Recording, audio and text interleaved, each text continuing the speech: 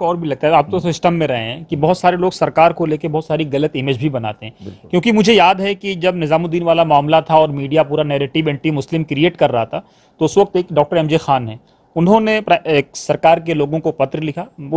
अगले 1 या 2 घंटे के अंदर प्रकाश जावड़ेकर साहब का बाकायदा लेटर आया, जवाब आया कि मीडिया को इंस्ट्रक्शन दे दिया गया, अब इस तरह का कोई नैरेटिव बिल्डअप नहीं किया जाए, क्योंकि इससे देश की इमेज खराब हो रही थी। तो जब कोई एक व्यक्ति ये आदमी काम कर सकता है, तो इंडिया इस्लामिक कल्चर सेंटर क्यों नहीं कर सकता था? तो हम तो समझ रहे थे हमारे सरहज भाई का दिल और वसी होगा, वो खुद ही कहेंगे कि भाई हम आपके साथ हैं, हम सपोर्ट करेंगे, नए लोग सामने आए। लेकिन उनको आना चाहिए, ये प्रॉब्लम इस कम्युनिटी के साथ है हर जहाँ दारों में। अब फिर सुबह होगी, तो मैं समझ रहा हूँ कि ये क्राइसिस आई, इसकी भी अल्लाह ताला की तरफ से कोई मकसद है और ज़रूर इसका अच्छा होगा। और इंडिया इस्लामिक कल्चर सेंटर, अब सारे लोग से ज़्यादा लोग इन्वॉल्व हो गए। मैं देख रहा हूँ सबसे बड़ी बात हुई, मैं भी बहुत इन्वॉल्व नहीं था, मैं डेली जिमखाना क्लब का मैं डायरेक्टर था इलेक्टेड। तो ये थे परवेज हयात साहब, जो खुद इंडिया इस्लामिक कल्चर सेंटर के बेनिफिशियरी हैं। इन्होंने बड़ी प्यारी बात कही कि वो सुबह हम ही से आएगी, वो सुबह हम ही लाएंगे, वो सुबह जिसका रोज़े अज़ल से वादा है। इन्होंने बिल्कुल साफ कहा कि इंस्टीट्यूशन हम रहें न रहें, इदारे रहने चाहिए, ताकि आने वाली नस्लें हम पर फख्र करें जब उनको ख्याल आए कि हमने अपने बुजुर्गों को देखा था। क्योंकि बड़े लोग कुर्बानियां दे के बनते हैं, बड़े लोग लीडर पैदा करते हैं, लीडर बनना नहीं चाहते हैं।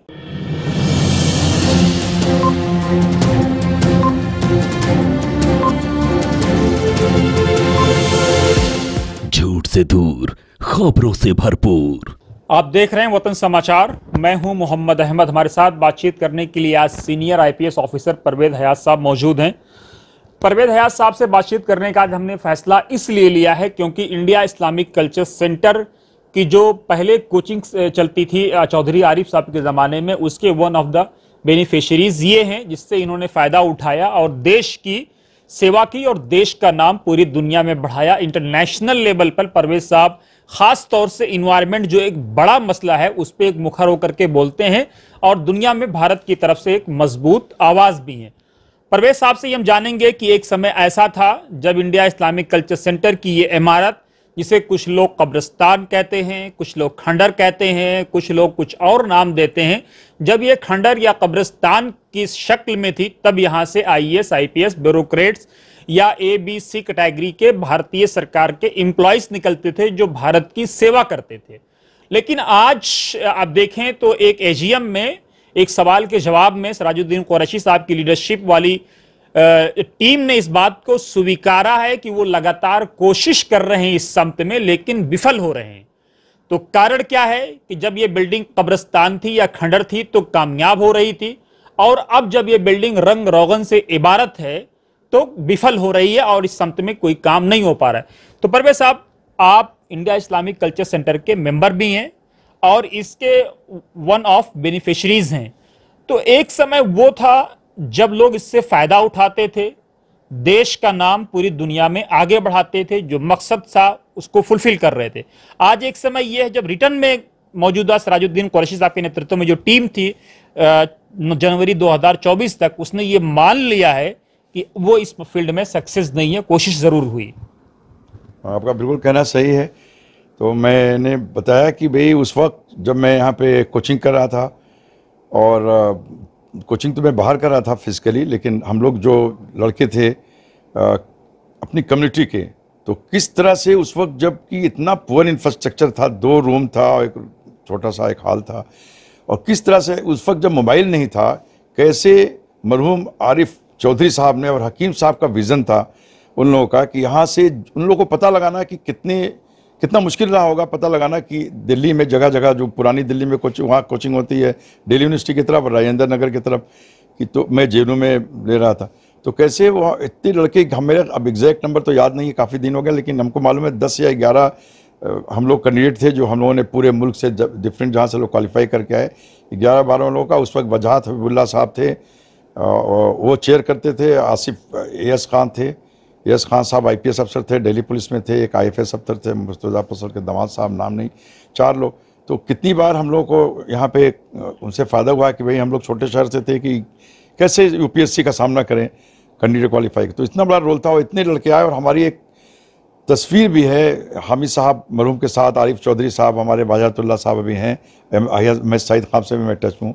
तो हम लोग, मेरा ख्याल है कि 80% उसका सक्सेस रेट था कि इतने लड़के आ गए, तो इसका बहुत बड़ा कंट्रीब्यूशन था उस वक्त। और आज जब इस अदारे के पास लोग बात करते हैं कि बहुत बड़ी बिल्डिंग आ गई, तो आज जो है इसका कंट्रीब्यूशन कोई एक्टिविस्ट नहीं है। और कभी भी कोई अदारा बिल्डिंग से नहीं कामयाब होता, उसकी कामयाबी होती है कि उसका एक्टिविटीज़ क्या है, उसका कंट्रीब्यूशन क्या है। तो जब मैंने एक एजीएम में भी पूछा था कि भाई ये जो बीओटी है, ये जो है, जो ये प्रेसिडेंट है, कि आप बताइए कि जिस तरह से हमारे साउथ में मुस्लिम एजुकेशनल सोसाइटी काम कर रही है, उस अदारे में तमाम स्कूल हैं, कॉलेजेस हैं, डिप्लोमा है इंजीनियरिंग कॉलेज में, तो इस अदारे में बहुत सी सोचा था हमारे जो बुजुर्गों ने कि इसका ऐसा विज़न हो जिससे हमारे तहजीब और हमारे कल्चर को पूरे वर्ल्ड में ग्लोबली जाना जाए। तो हम तो ग्लोबल इंस्टीट्यूशन के, ये it was a national and international platform.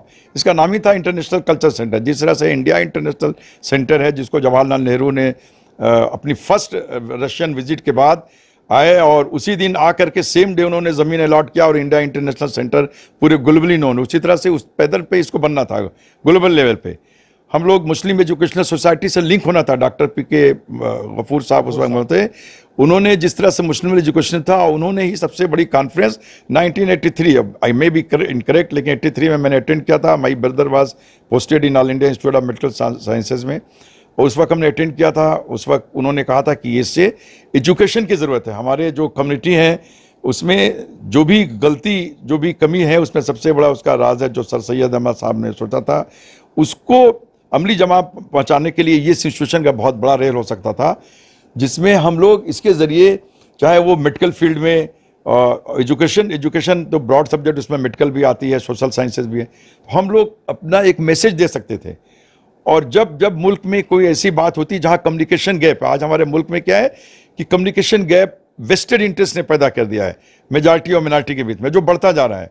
तो आज इसका बहुत बड़ा था। अब मैं आपको बताऊं अपना एक्सपीरियंस कि इंडिया इस्लामिक कल्चर सेंटर जो है, जब कोविड का ज़माना था और बहुत लोग परेशान थे और मरकज़ को मिस इंटरप्रीट किया जा रहा था कि लोग थोड़े से लोग जो हैं वो जो भी हुआ, तो ये हुआ कि साहब एक कोरोना में फैला रहे हैं, जबकि उसके बगल में 100 गज पे से भी कम दूरी पे पुलिस स्टेशन है। जो भी फॉरेनर्स आते हैं वो फॉरेनर्स की वहाँ पे एंट्री होती है। सबको पता था कि एक अच्छा काम करते हैं वो लोग, दावत देते हैं नमाज़ पढ़ने की, अच्छा काम करने की, बड़ों को इज्जत करने की, छोटों को इज्जत करना चाहिए, ताकि छोटों ने हमसे कम, हमने देखा है उनके अदारे में जाके, हमसे कम गुनाह किए। बड़ों की इज्जत इससे करना चाहिए जो बड़ा है उसने हमसे ज़्यादा सवाब किया है। और जो कम्युनिटी, जो मेजॉरिटी या माइनॉरिटी में जो कम्युनिटी, अभी बहुत बड़ा रोल था। तो उस ज़माने में एक लेटर भी नहीं लिखा, हमने भी राय दिया था कि इसमें एक इंडिया इस्लामिक सेंटर से प्रेसिडेंट एक लेटर लिखें, वो जाता वहाँ, चीफ मिनिस्टर ने का भी दिल्ली एडमिनिस्ट्रेशन को और सबसे बड़े देश के हुक्मरान भी को, India Islamic Centre is provides to a platform, आप you can approach to PMO anywhere. तो वो नहीं हुआ, वो ड्यूटी देख लीजिए। और फिर अभी जो एक बार इन्होंने सिविल सर्विसेज की एक कमेटी बनाई थी, उसमें हमको चेयरमैन भी बनाया था। तो 2 मीटिंग हुई, तो कोई इंफ्रास्ट्रक्चर 2 बार हम लोगों ने मीटिंग किया, तो उन्होंने मेंबर्स को ऐसे जिनका कोई दूर दूर से यूपीएससी से एजुकेशन से ताल्लुक़ नहीं है, इस तरह के लोगों को रखा, और कोई एक मैन पावर भी नहीं दिया। मैं गवर्नमेंट में था, हम कैसे वहाँ से कहे कि वहाँ से ले आते अपना पीए, तो नहीं इस्तेमाल कर सकते हैं। वर्चुअल कोई पैसे का कोई इंतज़ाम नहीं हुआ। 2 मीटिंग के बाद वो कामयाब नहीं हुआ, तो देख लिया कि नहीं हो सकता है, ये नहीं कर सकता। और भी एक इसका विज़न था कि साहब कुछ अंग्रेज़ी स्कूल जो है खोले जाएं इसमें, नोएडा, फरीदाबाद, इन लोगों ने 2-2, 3-3 मीटिंग में कहा था खोलेंगे, ताकि जो अपने कम्युनिटी के वो बच्चे हैं जो उनको कि अच्छी जगह नहीं कम्पीट पा जाते हैं, तो उनको एक अच्छी एजुकेशन, जब तक एजुकेशन आएगी तो उनका विज़न डिफरेंट होगा, जो हमारा जो भी कमज़ोरी कम्युनिटी में है उस दूर होगी। फिर हमने तो ये अभी जो ये 75 ईयर्स बढ़ाने की बात की जा रही है, तो हमने जब एक एजीएम में पूछा था सभी बीओटी मेंबर से, इंक्लूडिंग द प्रेसिडेंट, कि आप बता दीजिए कि आपने 3 साल जो भी हमारे बुजुर्गान ने जो बनाया था, उनका विज़न था और उनका जो मकसद था कि इसको एक नेशनल प्लेटफॉर्म हो और अपने हिंदुस्तान का जो कल्चर है ये इसको, और सरकार का भी जो नाम है और हिंदुस्तान की जो मौरियत है उसका नाम है, अपनी कम्युनिटी को हम लोग मिडिल ईस्ट और नेशनल इंटरनेशनल लेवल, लेकिन वो उसका विज़न को बिल्कुल इग्नोर कर दिया गया है। और आज ऐसी कौन सी ज़रूरत पड़ गई कि ऐसी क्या बात है कि वो 75 ईयर से चाहते हैं। जितनी मैं इंडिया इंटरनेशनल सेंटर का मेंबर हूँ, इंडिया हैबिटेट सेंटर का मेंबर हूँ। India international centre is not a club, it is also an international institution. Culture को, इंटेलेक्चुअल्स हैं, पूरी कल्चर तहजीब को, हिंदुस्तान के कल्चर को, हर तरह की चीज़ों को, संस्कृति को बाहर मुल्कों में लोग जाने जाते हैं।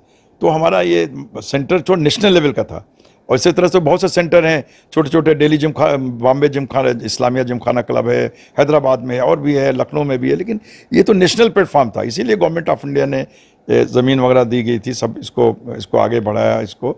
लेकिन आज 75 ईयर्स का मतलब तो सिर्फ पर्सनल एजेंडा है। उन्होंने पिछली तकरीर में मैं गया था जब उन्होंने कहा था कि इस बार मैं इलेक्शन नहीं लड़ूंगा 4th टाइम में, तो हमने उनको कहा था कि आप एक रिस्पेक्टेबल है आपका जो कंट्रीब्यूशन है, लेकिन ये बिल्डिंग बनाने का, बिल्डिंग से कोई सेंटर अच्छा बनता है? इंडिया इंटरनेशनल सेंटर से नहीं जाता, उसके बाद बिल्डिंग है। उसकी एक्टिविटीज़ देखिए, लिटरेरी फेस्टिवल आपने नहीं कराया, एजुकेशन के लिए हमने नहीं किया, हमने मुस्लिम एजुकेशन सोसाइटी से कोई कनेक्शन नहीं रखा कि कैसे वो लोग नॉर्थ इंडिया में क्यों नहीं उस तरह का सेटअप हुआ, क्यों नहीं हम लोग एजुकेशन, जब हमारे यूथ एजुकेटेड होंगे, मेन स्ट्रीम में आएंगी तो उनकी जहनीत बदलेगी। एक इंडिया इस्लाम कल्चर सेंटर में एक फंक्शन में अलीगढ़ बॉयज़ ने कराया था, जो ओल्ड बॉयज़ एसोसिएशन है, मैं अलीगढ़ में 4 ही महीना था, लेकिन उन्होंने बुलाया था तो मैंने भी उसमें तकरीर की थी कि ये कम्युनिटी के लोग एक डिफेंस लेते हैं कि साहब तअस्सुब है नहीं, हिंदुस्तान में नंबर 1 पोजीशन पर कितनी बार IS में आए, अभी भी पिछले साल नंबर 2 पे भी अपने माइनॉरिटी कम्युनिटी का। तो ये सब गलतफहमियाँ दूर करने की जिम्मेदारी भी इनकी है।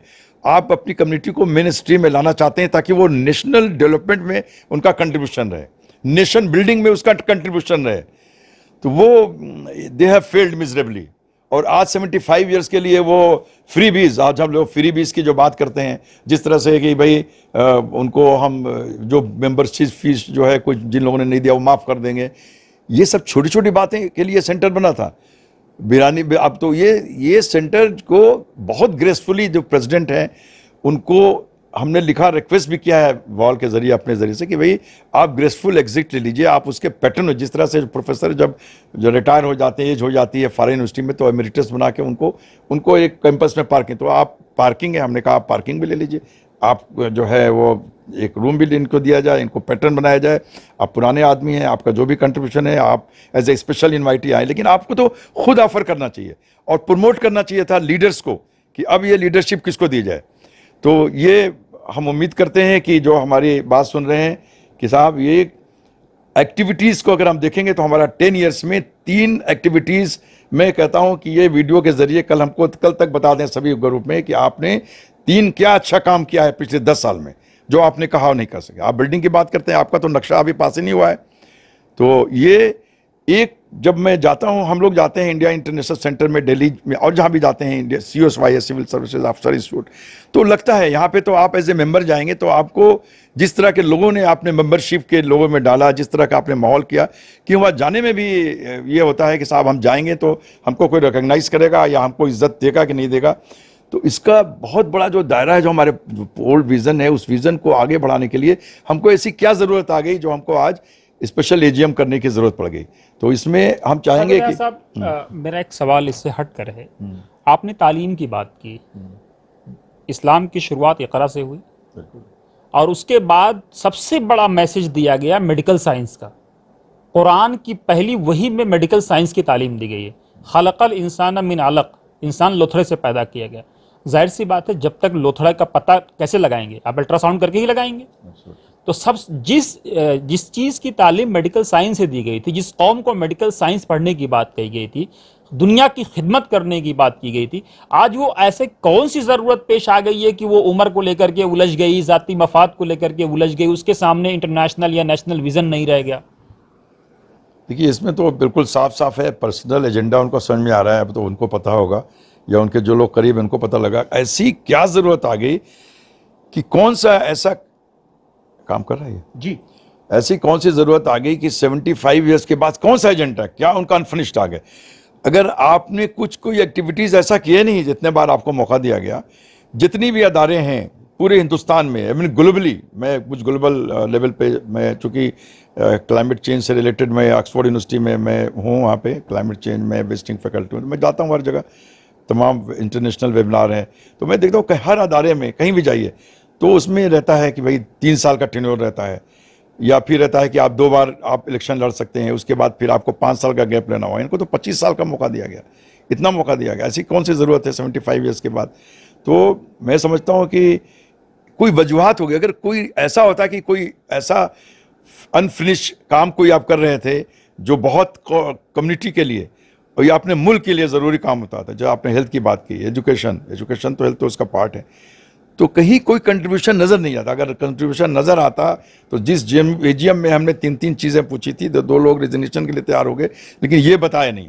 तो it is a very sad commentary, और बहुत अफसोस की बात है कि इस अदारे से हम लोग नेशन बिल्डिंग में और अपने कम्युनिटी में वो मादा जो एजुकेशन की कमी है, जिस गलतफहमी के वजह से आज सेफ साइड लेते हैं। अभी एक अच्छा काम हो रहा है, आरिफ मोहम्मद जो एक IAS अफसर हैं, उन्होंने सब लोग मिलकर के अर्ली गोल सेटिंग का एक काम कर रहे हैं। ये काम तो बहुत पहले हो जाना चाहिए था।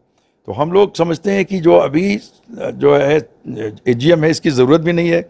अभी हमने कुछ अपने मैसेजेस के ज़रिए रिक्वेस्ट किया है कि भाई आप उनको ग्रेसफुल एग्जिट दे देंगे, हम लोग उनको पैटर्न बना देंगे, सारी चीज़ रहेगी। कंसल्टेटिव कमेटी में स्पेशल इन्वाइटी भी रहेंगे, उनको एक्सपीरियंस है, उनकी ज़रूरत है, लेकिन ऑलरेडी बहुत ज़्यादा है 75 कोई काम करने के लिए। जो भी इदारा बनता है उसमें हर इदारा में जो प्रेसिडेंट है उसकी जिम्मेदारी है कि वो लीडरशिप को डेवलप करे। एक नेक्स्ट लीडरशिप है कि कौन इसको संभालेगा, लेकिन आप सिंगल हैंडेड अकेला काम नहीं कर सकते। आप एक एडवाइजरी बोर्ड उसमें होता है, एडवाइजर रह सकते हैं, आप प्लांटर और पैटर्न रहते हैं। 75 एज ऑलरेडी बहुत ज़्यादा है। कहीं भी किसी इदारे के लिए अगर देखिए ग्लोबली है, आप इंटरनेशनल इंस्टीट्यूशन में लीजिए, मैं बर्कली यूनिवर्सिटी में हमने पब्लिक पॉलिसी में MBA किया हुआ है, वहाँ भी देख लीजिए तो हर जगह प्रोफेसर वहाँ भी एज है। 75 के बाद उन लोगों को कह देते हैं साहब आपको किस कंसल्टेटिव कमेटी में या पैटर्न में या कुछ एमरेटर जो भी, कोई ज़रूरत नहीं है। इसका कोई जस्टिफिकेशन नहीं है, जस्टिफिकेशन आ भी नहीं रहा है, आपके पास कोई जस्टिफिकेशन नहीं आ रहा है। और इसमें ग्रेसफुली अभी भी वक्त है कि हम लोग एक गलत मैसेज देंगे, एक बहुत अच्छा मैसेज जाएगा अगर हमारे जो आउटगोइंग प्रेसिडेंट हैं सिराजुद्दीन साहब, वो बहुत अच्छे इंसान है, बहुत अच्छे इंसान होना, अमेरिका बहुत अच्छे इंसान है, to be a very good human being, बहुत अच्छे इंसान होना, बहुत शरीफ होना, बहुत नेक होना, जिंदा दिल होना। लेकिन अब एक हर इंसान की एक जो सलाहियत होती है उसका APG बोलते हैं, उसका एक सर्टेन लेवल होता है। तो उस जितने लोग हैं ये अब उस लेवल पे पहुंच सके हैं कि आप कोई नई चीज़ लेके सामने आने की सलाहियत आप नहीं है। आपने 5 साल में कोई नई चीज़ लेके आए नहीं। और बिल्डिंग की जो बात करते हैं तो बिल्डिंग से किसी अदारे की उसका डिलीवरेबल्स कहाँ से, उसकी पहचान नहीं होती, पहचान उसकी एक्टिविटीज।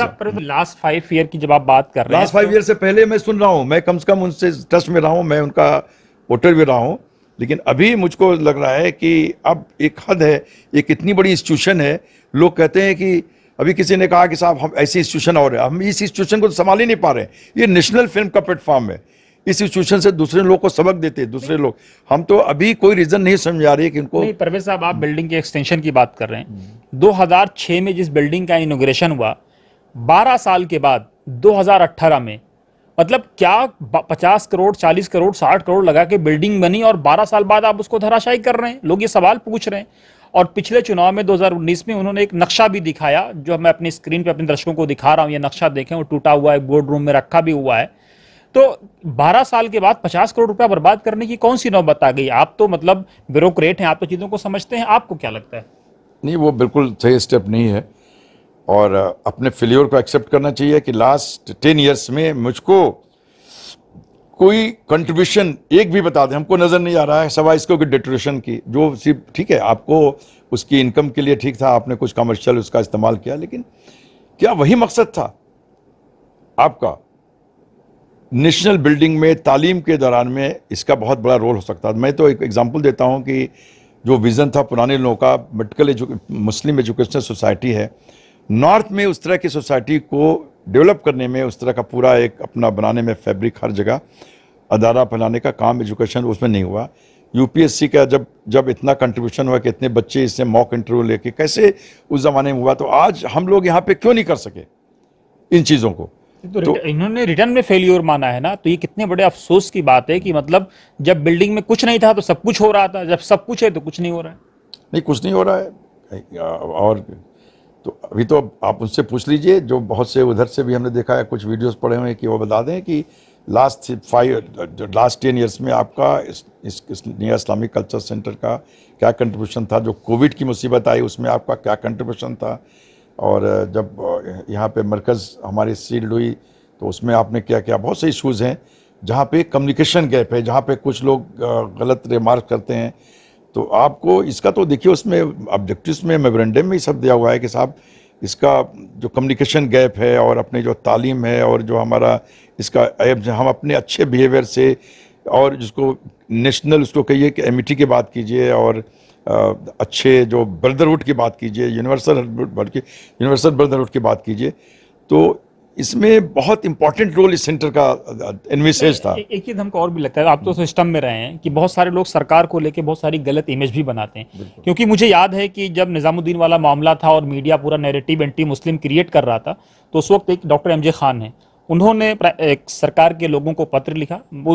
अगले 1 या 2 घंटे के अंदर प्रकाश जावड़ेकर साहब का बाकायदा लेटर आया, जवाब आया कि मीडिया को इंस्ट्रक्शन दे दिया गया, अब इस तरह का कोई नैरेटिव बिल्डअप नहीं किया जाए, क्योंकि इससे देश की इमेज खराब हो रही थी। तो जब कोई एक व्यक्ति ये आदमी काम कर सकता है, तो इंडिया इस्लामिक कल्चर सेंटर क्यों नहीं कर सकता था? बिल्कुल कर सकता था। हमारे प्रेसिडेंट का तो एक्सेस था, पीएमओ में एक्सेस था, हर जगह एक्सेस था, उनको लेटर लिखना चाहिए था। कम्युनिकेशन गैप बता रहे, जो मेजॉरिटी है माइनॉरिटी में, और कई चीज़ अपने कल्चर तहजीब को, जैसे एक इदारे में मैं गया, हमको मॉडर्न स्कूल के फाउंडेशन डे में हमको बुलाया गया था, तो उसी दिन हमारे पास हमको बहुत सी चीज़ बच्चों की तालीम के बारे में बोलना था। हमारे पास एक डॉटर्स डे का मैसेज था, उन्होंने बताया देखिए साहब, हमारे इस्लाम में जो है वो कुरान में ही है कि डॉटर्स का आना, prophet Muhammad said the bless are the parent were bless with daughter. तो हम लोग बहुत अच्छी चीज़ जो है उसको के आने को जन्नत की जमानत दी गई है, उसको हम लोग अपनी जो अच्छी चीज़ें हैं उसको हम लोग बता नहीं पाते हैं। आज जो डिफरेंसेस है कि जो चीज़ें अच्छी कुरान में हमारी दी हुई है, उसमें है पड़ोसी का कितना बड़ा हक है, लिखा हुआ है कि लानत है उस मुसलमान पे जिसका पड़ोसी उससे अनसेफ हो, पड़ोसी कुड बी नॉन मुस्लिम। और इसमें जितनी चीज़ें हैं ये सब इत्तेकाद की बात है। और हम समझते हैं कि ये तालीम जो है वो तालीम से और याफ्ता लोग आएँ और वो लोग अपनी बात को, जो डिफरेंसेस आ गए हैं जो कम्युनिटी में, हम जो है अपनी अच्छी तहजीब को, जो हमारी चीज़ें अच्छी है उसको हम लोग प्रोजेक्ट नहीं कर पाए हैं। उसको प्रोजेक्ट करने के लिए तो ये सेंटर था कि हम अपनी अच्छी बातों को भी अपने भाइयों के, बड़े भाई जो है मेजॉरिटी के लोग हैं, आदान प्रदान का एक्सचेंज हो, उनको बताएं ताकि वो लोग समझें। अभी इतना डिस्टेंस हो गया है कि जो उनकी बात का जवाब देते हैं तो ऐसे लोग जवाब देते हैं जिनका IQ कम है।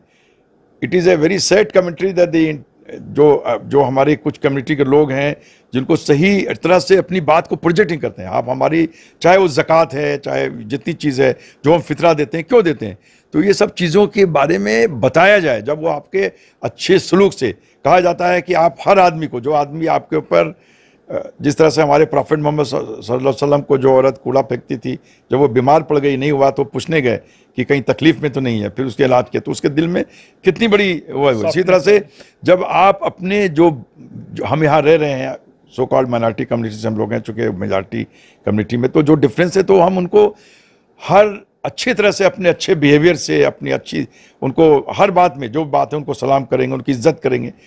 तो जब आप उनकी इज्जत कीजिएगा और उनको अपनी बात बताइएगा तो आपसे खुद ही इंप्रेस होकर के आपको सपोर्ट करेंगे। हम लोग डिस्टेंस नहीं करना है, हमको उनके साथ रहना है, और हम लोग जो है उनको माना है, जब देश का हमारा डिसीजन माना है कि हमको यही हमारा वतन है, हम इसी जहाँ जाएंगे, इसी जहाँ रहेंगे, और यहाँ से तो हमको और मजबूत करना है। तो ये हर कम्युनिटी में बहके हुए लोग रहते हैं, लेकिन वो लोग बहुत कम हैं अभी भी। पूरे ओवरऑल हमारे कंट्री में जितने लोग हैं, आप देखिए, या ट्विटर देखिए, ये देखिए, हर जगह से अभी अच्छे लोग हैं, और वही लोग हैं, वही लोग मुल्क लगे। थोड़े से लोग जो हैं उनको ज़रूरत है कि हमारे कम्युनिटी में भी तालीम की कमी है, उस तालीम की कमी से हमको गलतफहमी है और हम अपनी चीज़ों को सही प्लेटफॉर्म पे सही तरीके से पेश नहीं आ सकते। इंडिया इस्लामिक कल्चर सेंटर का एक बहुत बड़ा रोल था जिसमें वी हैव बीन फेलिंग। हमारे जो बुजुर्ग थे जिन्होंने विज़न दिया, MAO बनाया, जो ऑब्जेक्टिव्स लिखा, उसको हम भूल गए हैं, या तो जो लोग उसमें हैं वो भूल गए हैं या उसको जानने नहीं चाहते। तो अब ज़रूरत इस बात की है कि अगर ये बड़ी बात यह है कि मेंबर्स को जब मेंबरशिप बनाई जाती है, मेंबरशिप दी जाती है, तो उन मेंबरों को भी MOA नहीं दिया जाता है। पता कैसे हो कि हम जिस इदारे के लिए काम कर रहे हैं उसका MOA क्या है, उसका आईन क्या है? देखिए, जितने भी टॉप इंस्टीट्यूशन हैं, जैसे मैं इंडिया इंटरनेशनल सेंटर में जब मेंबरशिप हमने थी तो उसमें हमने उसका फॉर्म हमारे पास है। हम लोग जब नई BOT आएगी तो रखेंगे कि भाई आप हर फील्ड के लोग ले आइए, हर फील्ड का कंट्रीब्यूशन है। एक जो आर्टिजन, आज इतना बड़ा दिल्ली शहर है, तो आपने कभी सोचा कि सबसे बड़ी इंपॉर्टेंट लोग कौन है आज आर्टिजन? अगर हमारे पास शहर में इलेक्ट्रिशियन नहीं हो, कारपेंटर नहीं हो, हमारे घर को साफ करने वाले नहीं है, ये इतनी बड़ी आर्टिजन जो आउटस्कर्ट में रह रहे हैं, गरीब लोग, वही लोग। उसी तरह से जो है ये हर आदमी का रोल है, हर फील्ड के लोग हैं, लेकिन उसमें एक कॉलम होना चाहिए, हाउ विल यू, पूछता है इंडिया इंटरनेशनल में, how will you contribute for this centre, India habitat centre में आप मेंबर हैं, तो आपको एक तो वहाँ का पहले मेमोरेंडम उनको मिलना चाहिए, जो भी हैं, चाहे वो जो इलेक्शन में आ रहे हैं या चाहे दे रहे हैं, चाहे बीओटी में आना चाहते हैं, सबको मालूम हो। और जो मेंबर बने उनको ये तो पूछिए कि उनका क्या कंट्रीब्यूशन होगा। कंट्रीब्यूशन से पहले उनको ये भी तो पता हो ना, ये दायरा बना कैसे, उस पे एक दस्तावेजी फिल्म तैयार हो, कुछ लिखा जाए, कुछ किताबें हो, किन किन लोगों ने बनाया, कैसे बनाया, इसकी भी किसी शायद 80% मेंबरों को जानकारी भी ना हो। हाँ बिल्कुल है, बिल्कुल जानकारी नहीं है। इसका क्या मकसद है? इसका मकसद नहीं है कि सिर्फ शादी खाना है या कुछ आप एग्जिबिशन लगा लीजिए, इसका जो मकसद है वो तो मालूम ही नहीं है। और फिर मेरा मेंबरशिप का भी क्राइटेरिया उस वक्त चूँकि बिल्कुल नहीं आया था, अब आने वाले में तो मैं चाहूँगा कि इसमें कुछ जब तब्दीली अगर हो तो मेंबरशिप का क्राइटेरिया होना चाहिए कि किन लोगों को हम मेंबर रखें। जब आप एक इंटेलेक्चुअल वेल्थ क्रिएट करना है जिसमें हर फील्ड के लोग आएंगे, हर फील्ड के लोग हैं जो कंट्रीब्यूट कर सकें, और अनफॉर्चुनेटली जो बहुत से लोग लाइफ मेंबर्स हैं, जो बहुत अच्छे अच्छे लोग हैं, इस इतना क्रीम लोग इसमें मेंबर हैं, लेकिन they are not being consulted.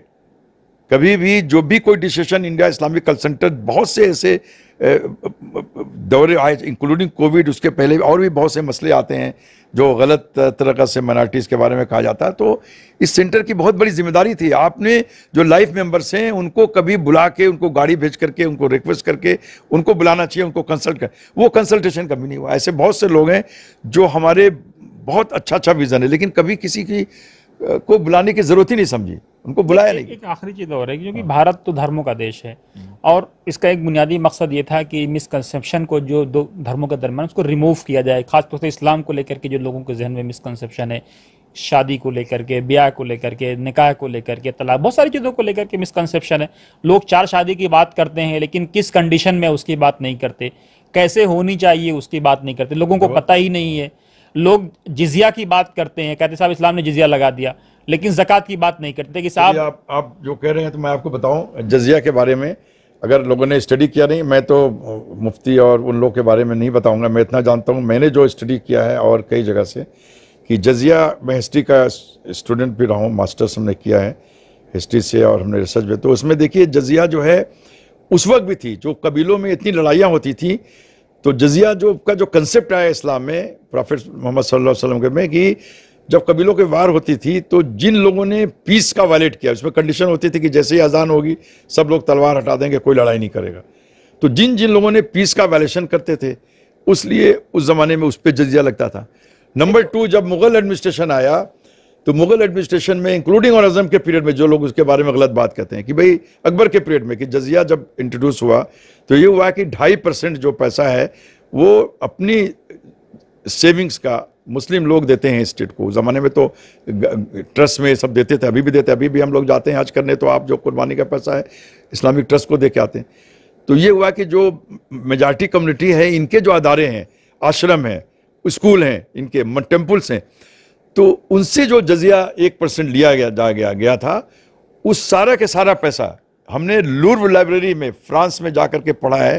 किताब एक थी हेनरी बेरवेजेस की, जिसमें दिखाया है कि औरंगज़ेब के इंस्क्रिप्शन पाए गए कि कैसे औरंगज़ेब बादशाह ने वो जो 1% आता था वो पूरा पैसा टेम्पल्स के रिपेयर्स में उन्होंने जो दिया था, और जो इदारे होते थे, इनके पाठशाला होते थे और सराय होते थे, तो इस सब चीज़ों को मिसकंसेप्शन क्रिएट किया गया। मैं वही कह रहा हूँ ना, ये कम से कम अगर ये सारे काम इस्लामिक सेंटर के थे तो वो होते।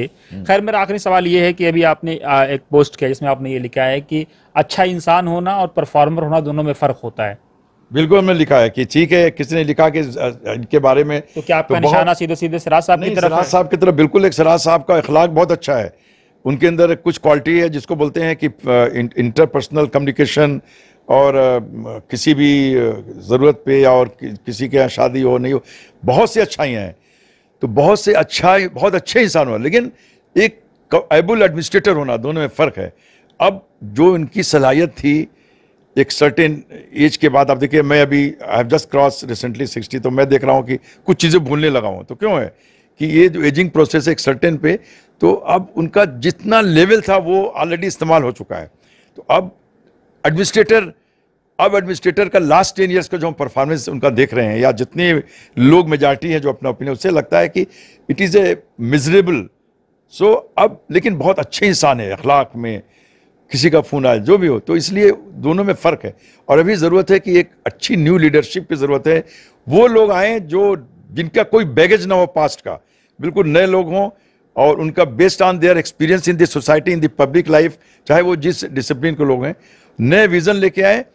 और वो उनसे विज़न, और जिन लोगों को आप चुनते हैं कि हाँ इनको प्रेसिडेंट बनाएंगे या डायरेक्टर बनाएंगे, तो जो भी टीम आती है उनमें डिबेट कराया जाए और देखा जाए कि कौन अच्छा विज़न लेके आता है और डिलीवरेबल्स क्या होंगे।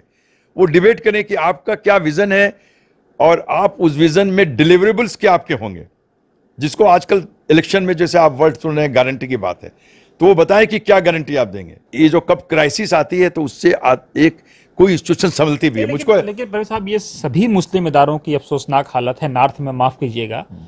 अगर एक आदमी मस्जिद का इमाम बन गया तो हयात इमाम बने रहना चाहता है, एक आदमी मस्जिद का किसी मदरसे का जिम्मेदार बन गया तो हयात बने रहना चाहता है, कोई एक शाही इमाम बन गया तो हयात बने रहना चाहता है। तो ये जो मुसलमानों का जो ट्रेडिशन है, ये कैसे आप सेकंड थर्ड फोर्थ जनरेशन की लीडरशिप तो तैयार ही नहीं कर रहे, आप खुद ही किल कर रहे हैं और आप दूसरों पे ब्लेम दे रहे हैं। नहीं, इसलिए मैं कहा हूँ, जब आगे जो इंस्टीट्यूशन, जब आगे जब एक नई बॉडी की जो बात हो रही है कि नए लोग आए, तो नए लीडरशिप को, नए जो लोग आएंगे उनको अपने जो पर्सनल एजेंडों को दूर करके उनको देना होगा कि उनका विज़न क्या है, जो ऑब्जेक्टिव्स हैं इनके एमओए के, उसको नज़र में रखते हुए आपका क्या विज़न है और क्या नई चीज़ लेके आ सकते हैं, और जिससे नेशन बिल्डिंग में हमारा और हमारी कम्युनिटी का क्या इस्तेमाल होगा, किस तरह से हम करेंगे और डिलीवरेबल्स क्या होंगे, उसकी गारंटी क्या होगी, वो सारी चीज़ों को लेके आना है। तभी है, इसलिए अगर हम फिर ऐसे लोगों को लाएंगे जिनको 4 बार मौका दिया गया, चाहे वो बीओटी में रहे हों या प्रेसिडेंट साहब का तो वही है, और भी लोग हैं, तो फिर आखिर उनको जो मौका मिला उन्होंने नहीं किया, तो फिर अगर हम उनको लेके आएंगे तो मैं समझता हूँ कि वो भी सही स्टेप नहीं होगा कि old wine in the new bottle, वो भी नहीं होना चाहिए। न्यूज़ीलैंड देखिए, हर इंस्टीट्यूशन में जो अच्छे इदारे हैं, जो ठीक आप कहें माइनॉरिटीज़ के इदारे में हर जहाँ दिक्कत है, लेकिन मैं आपको बताऊँगा कि जब इंडिया इस्लामिक जिमखाना क्लब में जो इंस्टीट्यूशन है, वो क्लब नहीं है, तो वहाँ पे भी ये हुआ था। उसके प्रेसिडेंट ने खुद ग्रेसफुली, वो हमारे क्लोज रिलेटिव हैं ज़का साहब, उनको सब लोग जानते हैं जो बॉम्बे में हैं, उन्होंने कितनी ग्रेसफुली कहा कि नहीं साहब, ये नए लोग हैं, अभी लोग काम करें, हमने बहुत कर लिया। तो हम तो समझ रहे थे हमारे सरहज भाई का दिल और वसी होगा, वो खुद ही कहेंगे कि भाई हम आपके साथ हैं, हम सपोर्ट करेंगे, नए लोग सामने आए। लेकिन उनको आना चाहिए। ये प्रॉब्लम इस कम्युनिटी के साथ है हर जहाँ दारों में, आप जो आपने बात किया मस्जिदों में नहीं, लेकिन साउथ में नहीं है, ये नॉर्थ की बीमारी है। इसीलिए हमने कहा कि जब मेरा तो एक्सपोजर उस दिन से है जब मैं स्टूडेंट था एमफिल का जवाहरलाल नेहरू यूनिवर्सिटी में, और मैं छोटे शहर गोरखपुर से, उसके बाद फिर हमारे पेरेंट्स चले गए लखनऊ में, हम लोग आ गए, लेकिन हम लोग का आजमगढ़ से और गोरखपुर से ताल्लुक़ है। लेकिन जब हम यहाँ आए तो सबसे पहले इस अदारे से मुतबी हुए। मैं उस कॉन्फ्रेंस में था, मेरे brother all India institute of medical science में थे, वो आरिफ मोहम्मद चौधरी साहब का क्या पर्सनालिटी थी साहब, कैसे कैसे लोगों को जोड़ते थे। और उस वक्त से मैं पीके अब्दुल गफूर साहब ने मुस्लिम एजुकेशन, चूँकि मैं हैदराबाद में जब इंडियन पुलिस ट्रेनिंग IPS की ट्रेनिंग होती है, देखा कि हमने तमाम मुस्लिम एजुकेशनल सोसाइटी के अदारे में गए।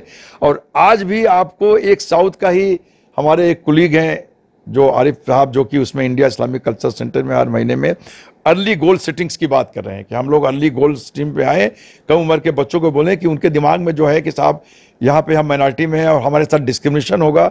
इस गलतफहमी को दूर करना बहुत ज़रूरी है, जिसमें इंडिया इस्लामिक कल्चर सेंटर की बहुत एक जिम्मेदारी नज़र आ रही है। और आज वो काम हो रहा है, ऐसे वक्त में हो रहा है जब जब ये इंस्टीट्यूशन क्राइसिस में है। तो जब क्राइसिस आती है तो कोई चीज़ संभलती भी है। तो अल्लाह ताला की तरफ से ये क्राइसिस है, और हमको लगता है इसके बाद फिर सुबह होगी। मेरा आखिरी अंजाम है कि फिर सुबह होगी। और जो 30 अप्रैल को जो इलेक्शन है, उसके बारे में मेरा मैसेज है कि जिस तरह से ग्लोबल वार्मिंग और क्लाइमेट चेंज को लेके there is a world global बहुत बड़ी कंसर्न है, हाउ डिप्लीशन ऑफ वाटर की, कैसे हमारे पास पानी की कमी हो रही है। तो save water and save the institution, ये मेरा मैसेज है। और फिर सुबह होगी। तो मैं समझ रहा हूँ कि ये क्राइसिस आई, इसकी भी अल्लाह ताला की तरफ से कोई मकसद है, और ज़रूर इसका अच्छा होगा। और इंडिया इस्लामिक कल्चर सेंटर अब सारे लोग से ज़्यादा लोग इन्वॉल्व हो गए। मैं देख रहा हूँ सबसे बड़ी बात हुई, मैं भी बहुत इन्वॉल्व नहीं था। मैं दिल्ली जिमखाना क्लब का मैं डायरेक्टर था, इलेक्टेड। वहाँ पे 2 साल तक मैं था दिल्ली जिमखाना क्लब में। 6000 लोग हैं ग्लोबली, हमने सबसे ज़्यादा वोट हमको मिला। फिर मैं दिल्ली नीनू मोती बाग में थे। तो मैं समझ रहा हूँ कि आने वाले इसका मुस्तकबिल अच्छा है, और बहुत से लोग हैं जो इसके बारे में सोच रहे हैं। उनको लगता है कि जो नहीं सोच रहे थे अभी इंस्टीट्यूशन में, उम्मीद है कि अब अच्छे लोग आएंगे और फिर सुबह हो गई, एक अच्छा दिन आएगा। जो भी बीओटी के विज़न था हमारे बुज़ुर्गों का, उसके हिसाब से नेशन बिल्डिंग में और इसके कल्चर को, तहजीब को हर जगह दुनिया में फैलाना, और ये काम हमारी इंस्टीट्यूशन से लिया जाएगा इंशाल्लाह। Thank you very much. बहुत शुक्रिया। तो ये थे परवेज़ हयात साहब, जो खुद इंडिया इस्लामिक कल्चर सेंटर के बेनिफिशरी हैं। इन्होंने बड़ी प्यारी बात कही कि वो सुबह हम ही से आएगी, वो सुबह हम ही लाएंगे, वो सुबह जिसका रोज़े अज़ल से वादा है। इन्होंने बिल्कुल साफ कहा कि इंस्टीट्यूशन हम रहें न रहें, इदारे रहने चाहिए ताकि आने वाली नस्लें हम पर फ़ख्र करें जब उनको ख्याल आए कि हमने अपने बुज़ुर्गों को देखा था। क्योंकि बड़े लोग कुर्बानियाँ दे के बनते हैं, बड़े लोग लीडर पैदा करते हैं, लीडर बनना नहीं चाहते हैं। मौला अली का एक कौल है, जिसे मेरे शिया दोस्त अतहर जैदी ने कहा था कि हम तुम्हें वजारत दे करके बेनकाब कर देते हैं। आप खुद सोचिए, फैसला आप करिए। परवेज़ हयात साहब की खूबी ये है कि ये मुसलमान होते हुए ऐसे इदारों की सरबराही कर चुके हैं जहां मुसलमान नाम के मेंबर 0 होते हैं। तो इससे आप इनके कद का अंदाज़ा लगा सकते हैं कि इनका कद कितना अजीम होगा। और अगर ये इंडिया इस्लामिक कल्चर सेंटर को लेकर के इतने ज़्यादा इस बार मुतफक्किर हैं, जो इससे पहले नहीं थे, उन्होंने खुद इस बात का एतराफ़ किया, तो इसका मतलब इनकलाब की आहट है, इनकलाब की आंधी है, और वो ज़रूर देखने को मिलेगी।